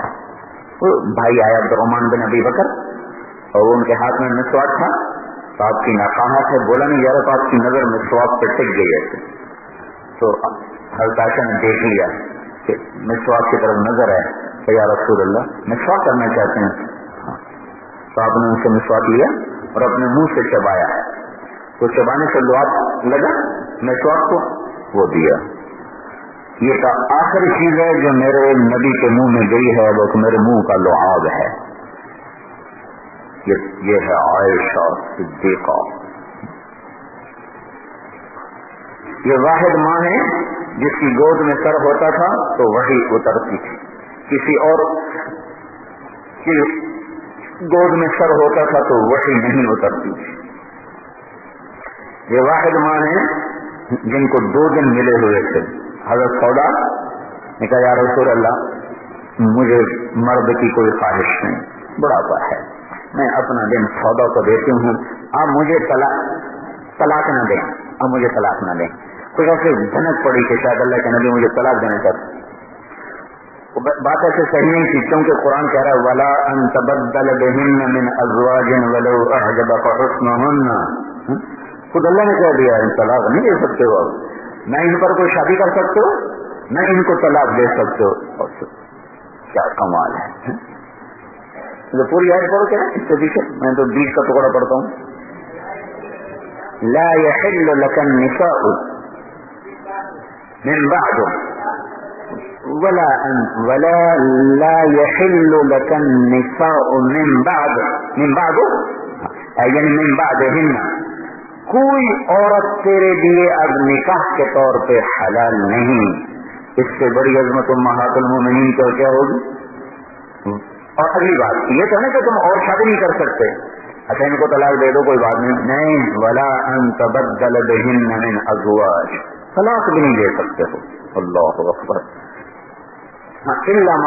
الا ما ملکت یمینک، مانی ٹھیک ہے، ولو اعجبک حسنهن، یہ مقام ہے ازواج ہے. اور پھر اللہ کہہ رہا ہے یا نساء النبی لستن کاحد من النساء. ایک اور فرق سنو، اللہ انبیاء کی بیویوں کو کہتا ہے امرأۃ نوح، امرأۃ لوط، فاقبلت امرأته. اور اللہ کے نبی کی بیویوں کو کہتا ہے ازواج النبی. ازواج کا لفظ استعمال، امرأہ صرف بیوی اور زوج زندگی کا ساتھی. یہ زوج عورت کو بھی کہتے ہیں، زوج مرد کو بھی کہتے ہیں، سمجھو. زوج مرد عورت دونوں کو بولا جاتا ہے، اور امرأہ صرف عورت کو بولا جاتا ہے. امرأہ کا لفظ صرف ایک وہ جو انسانی شہوت حلال طریقے پر پورا کرنے کا ایک نشان ہے، علامت ہے. لیکن زوج دکھ درد، سفر حضر، لیل و نہار، شب و روز، جوانی و بڑھاپے کے ساتھی کو کہتے ہیں زوج. تو ان میں اما عائشہ رضی اللہ عنہ کی فضیلت ہے کہ ان کے سینے پر سر ہے، انہی کا گھر آپ کی قبر بنا ہے، انہی کا حجرہ روضہ مبارک بنا ہے، انہی کے حجرے میں افضل ترین ابو بکر اور عمر مدفون ہے، انہی کے حجرے میں عائشہ رضی اللہ تعالیٰ عنہا مدفون، عیسیٰ علیہ السلام آ کر دفن ہوں گے، انہی کے حجرے پر 70,000 فرشتہ صبح کے درود و سلام پڑھ کر شام تک، اور شام کو 70,000 آ کر صبح تک، اور اسی حجرے میں سے آپ کو اٹھایا جائے گا۔ یہ فضائل عائشہ رضی اللہ تعالیٰ عنہ۔ تو ان کو بدبخت کوئی کافر کہہ دے تو ملعون کے پلے کیا رہ گئے؟ وہ تو خود کفر سے بھی کوئی آگے چیز ہوتی تو وہاں چلا گیا، اور اگر تہمت ہی لگا دے۔ یہ واحد دیکھو، یوسف علیہ السلام نبی ہیں، ان پہ تہمت لگی تو کیا ہوا؟ بشہید شاہد من اہلہا، کیا کہہ رہا ہوں؟ شہید شاہد من، ان میں سے ایک آدمی نے گواہی دی، کہتے ہیں بچہ تھا، ٹھیک ہے۔ جب حضرت عائشہ کو تہمت لگی تو پھر کس نے گواہی دی؟ اللہ نے خود گواہی دی، ان الذین جاؤوا بالعفک عصبۃ منکم لا تحسبوه شرا لکم بل هو خیر لکم۔ حضرت عائشہ فرماتی تھی میرا خیال تھا کہ میرے لیے وحی تو نہیں آئے گی، بس اللہ خواب دکھا دے گا، جبریل بھیج دے گا، مجھے کیا خبر تھی کہ قرآن آئے گا جو قیامت تک پڑھا جائے گا۔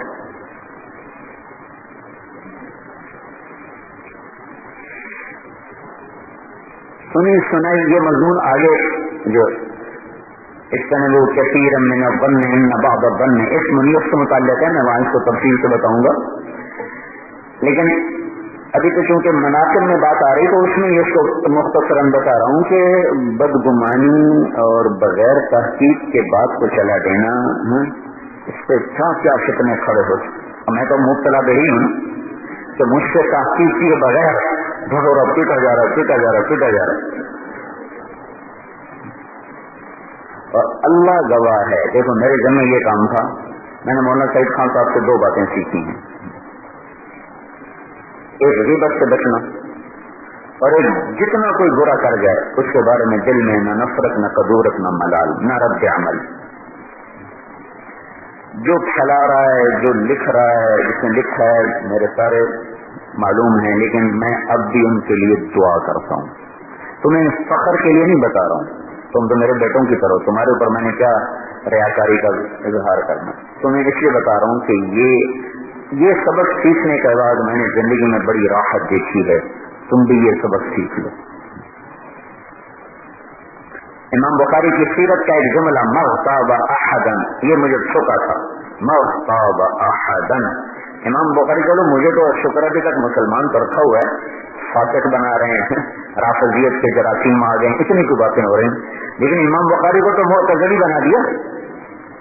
امام بخاری کو تمہیں معلوم ہے امام بخاری کو معتزلہ بنا دیا، اور بنانے والے علماء ہی تھے، عوام کو کیا بس۔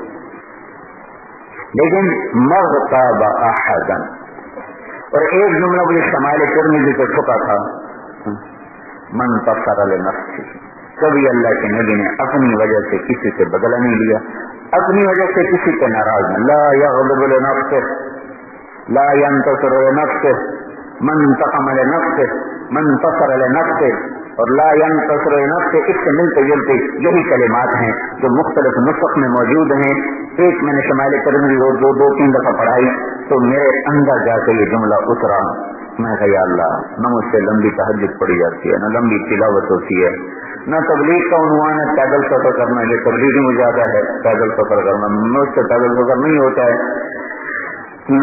لمبے سفر نہیں ہوتے ہیں، اور تنافس کا حکم ہے، نفی ذالک فلیتنافس المتنافسون۔ تو یا اللہ میں تجھ سے یہ مانگتا ہوں، مجھے یہ دے دے کہ میں اپنی وجہ سے نہ کبھی کسی سے بگاڑوں، میرے اوپر اگر کوئی زیادتی کرے تو میں نہ اس سے بدلا لوں، نہ اس کے بارے میں لب کشائی کروں، نہ اس کے رد عمل میں کوئی قطع تعلق کروں، یا میں بھی ویسے ہی کلمات کا تبادلہ کروں۔ یا اللہ مجھے یہ دولت دے دے۔ میں نے اللہ سے بہت مانگا، رو رو کے مانگا، اور میں تمہیں اللہ کی نعمت کے اظہار کے لیے بتا رہا ہوں کہ کوئی کتنا بھی کر جائے میں اس سے قطع تعلق نہیں کرتا ہوں، میں اس سے دل برا نہیں کرتا ہوں۔ طبعاً ناگواری ایک الگ چیز ہے، اس سے تو کوئی نکل نہیں سکتا ہے، لیکن اس کے رد عمل میں تو میں منصوبہ مجھے علماء تو اب میرے پیچھے پڑے ہیں, تبلیغ والے تو 20 سال سے میرے پیچھے پڑے ہیں اپنے کیونکہ شہرت ایک فتنہ ہے. بحسب امرئ من الشر ان يشار اليه بالاصابع في دينه او دنياه الا من عصمه الله. کسی کی ہلاکت کے لیے کافی ہے کہ انگلیاں اٹھنے لگ جائیں شہرت کی, وہ شہرت دنیا کی ہو یا دین کی ہو, سوائے اس کے جس سے اللہ بچائے. اور اللہ ذو الجلال کی قسم, مجھے تو خواب بھی نہیں تھا کہ میں دینی نسبت سے اتنی شہرت پاؤں گا. میرا تو خاندان دینی نہیں ہے, میرا پس منظر, میں تمہیں ابھی تو اپنا خاندانی پس منظر بتایا, اپنے عیب کیا بتانے تو میں تھوڑا سا نمونہ بتایا. تو میرا دین پس منظر نہیں ہے, میں کسی بڑے دینی خاندان, خالص دنیا دار خاندان سے میرا تعلق, اور ایک ان مالدار گھرانے سے تعلق. کوئی میری جائیداد میری تصویر نہیں ہے, موروثی ہے, تو اس میں میرا تو کوئی زور نہیں, نہ میری حسن تدبیر ہے, نہ میں نے اپنی ذمہ داری کو کبھی. یہ چھٹی میں آتا ہوں تو یقین مانو, اب مجھے آئے ہوئے تھے نا مہینہ ہونے کو, میں ضرور 2 یا 3 دفعہ اپنے گیا ہوں دیکھنے کے لیے فصل کو. لوگ ہی نہیں چھوڑتے, نہ میرا اپنا دل کرتا ہے, کچھ تمہارے ساتھ آ کے دل لگ جاتا ہے, کچھ لوگ آ جاتے ہیں, کچھ آرام میں گزر جاتا ہے. تو مجھے تو کبھی خواب و خیال بھی نہیں تھا کہ میرا اللہ مجھے دینی نسبت سے کتنی شہرت نہیں ہے. کیسٹ سن رہے ہیں ہدایت پا رہے ہیں, کیسٹ سن رہے ہیں توبہ کر رہے ہیں, شیعہ کیسٹ سن رہے ہیں. ابھی مجھے آج فون آیا کہ میں فلاں جگہ بول رہا ہوں, میں مسلمان ہونا چاہتا ہوں. مجھے دبئی سے فون آیا کہ میں عیسائی ہوں, آپ کی کیسٹیں سن کے میں مسلمان ہو چکا ہوں, لیکن آپ کے ہاتھ سے کلمہ پڑھنا چاہتا ہوں. میں اللہ مطلب ہونے پڑ رہا, پتہ نہیں موت کا کیا پتا, میری اڑی کے ناراض ہونے پڑ رہا, کہیں میں آپ کے ہاتھ پہ پڑھ, میں مطلب ٹیلی فون پہ پڑھا دینا. شرابی شراب چھوڑ رہا ہے, گانی جنا چھوڑ رہا ہے, عورتیں پردہ کر رہے ہیں. اصل نظام, اللہ کی قسم, اللہ کی قسم, اللہ کی قسم, میری ذات کو کوئی دخل نہیں. کبھی کیسٹوں سے بھی زندگیاں بدلی, زندگیاں تو صحبت سے بدلتی. دیکھو اللہ کا اپنا غیبی نظام چل رہا ہے, میرا اس میں کوئی دخل نہیں. بطور مقرر, میں کوئی مقرر تو نہیں ہوں, نہ میرے کوئی الفاظ ایسے وہ قافیہ ردیف والے ہوتے ہیں, نہ سجا, نہ قافیہ, نہ ردیف, نہ کوئی اشعار سے مزین ہوتے ہیں. میری عام گفتگو ہوتی ہے. کیوں اللہ اس سے دلوں کی گریں کھول دیتا ہے, یہ اس کا اپنا نظام ہے, مجھے نہیں پتا.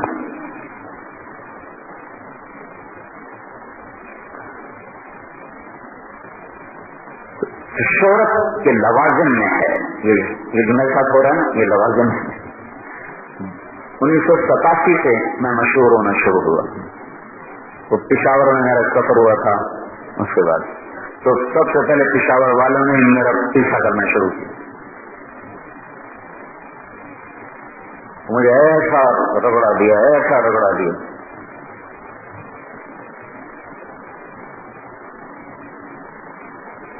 یہ اللہ کا فضل ہے کہ میں اپنی ذات میں برا ہوں. 2 چیزیں, ایک اللہ سے معاملہ, ایک بندوں سے معاملہ, یہ 2 چیزیں. تو میں اللہ سے خیانت تو مجھ سے ہوتی رہتی ہے, ہوتی رہے گی موت تک, لیکن میں نے بندوں سے کبھی خیانت نہیں کی. کہ میں اپنی دینی نسبت سے دنیا بناؤں, اپنی دینی نسبت سے کوئی اپنا دنیاوی نفع اٹھاؤں, یا میں ان کو اپنی ذات سے جوڑوں. میرے پاس 3 بڑے اکابر کی خلافت, بڑے آقا حضرت رائے پوری تصوف کے امام تھے اس خانقاہ کی, کہ آخری نشانی ہمارے پاس سید نفیس الحسینی رحمۃ اللہ تعالی علیہ تھے, مولانا یوسف لدھیانی رحمۃ اللہ علیہ, حضرت تھانوی کے سلسلے سے اور حضرت شیخ کے سلسلے سے, دونوں طرف سے ان کے پاس خلافت. ڈاکٹر عبدالحی صاحب تھانوی کے سلسلے, شیخ الحدیث حضرت مدنی کے سلسلے, مولانا خلیل احمد کے سلسلے, اور خلیفہ غلام محمد صاحب حضرت لاہوری کے خلیفہ تھے ڈیر اکمل خان کے.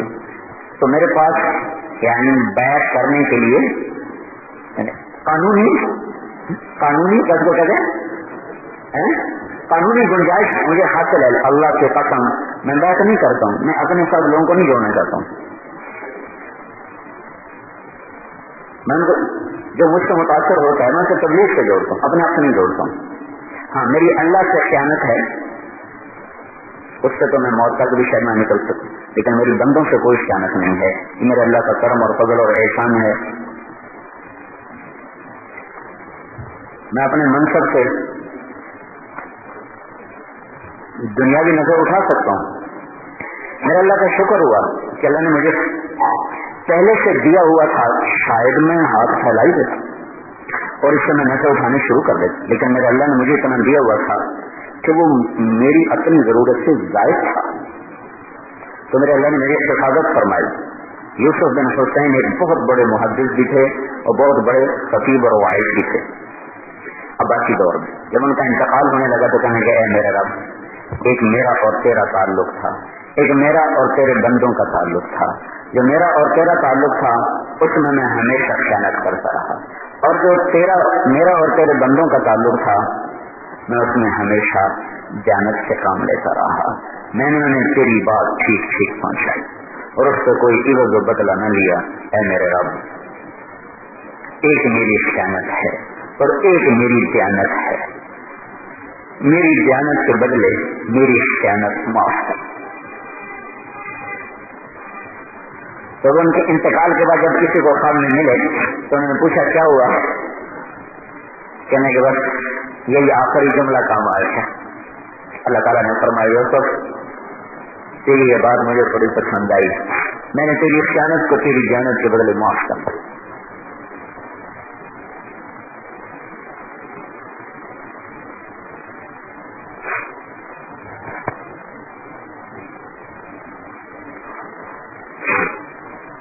رائمنڈ میں سبق ہو رہا تھا، مولانا گارشا صاحب رحمۃ اللہ پڑھا رہے تھے اور یہ سبق ہو رہا تھا پرانا مطبخ جو گند کا ڈھیر ہوتا تھا.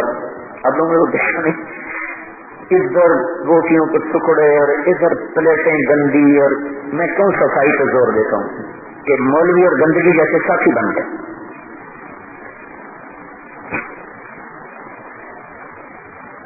میں تمہارے استادوں کو شور مچا مچا کے صفائی پہ، یہ تو کپڑے صاف نہیں پہنتے تو تم نے کیا پہنا؟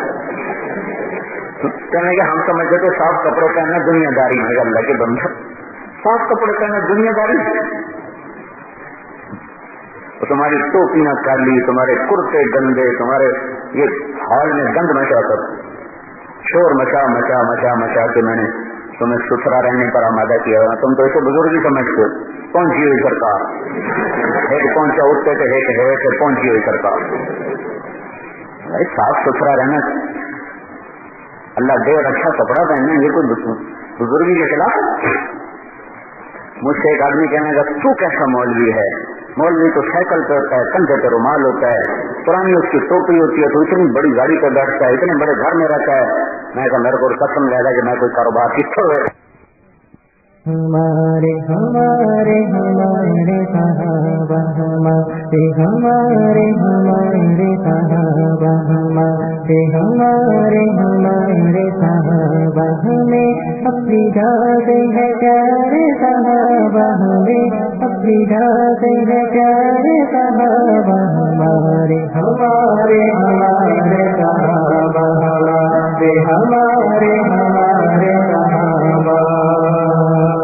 کیا تاریخ اپنی زبان کروں میں، کیا تاریخ اپنی زبان کروں میں، جہاں تھا تجھے ترجمان کروں میں، جہاں تھا تجھے ترجمان کروں میں. ہمیں ہے نبی کا ستارے صحابہ، ہمیں ہے نبی کا ستارے صحابہ ہمارے ہمارے ہمارے صحابہ ہمارے ہمارے ہمارے صحابہ. اپنی جاتے ہیں پیارے صحابہ، ہمیں اپنی جاتے ہیں پیارے صحابہ ہمارے ہمارے ہمارے صحابہ ہمارے ہمارے ہمارے صحابہ. احد کا وہ دن وہ مکان یاد ہوگا، احد کا وہ دن وہ مکان یاد ہوگا، نبی سے محمد زمان یاد ہوگا، نبی سے محمد زمان याद होगा हम लोग जाहे करीबा पुकारे साहबा दिलो जाहे करीबा पुकारे साहबा हमारे हमारे हमारे साहबा हमारे हमारे हमारे साहबा हमें अपनी जाते है प्यारे साहबा हमें अपनी जाते है प्यारे साहबा हमारे हमारे हमारे हमारे हमारे हमारे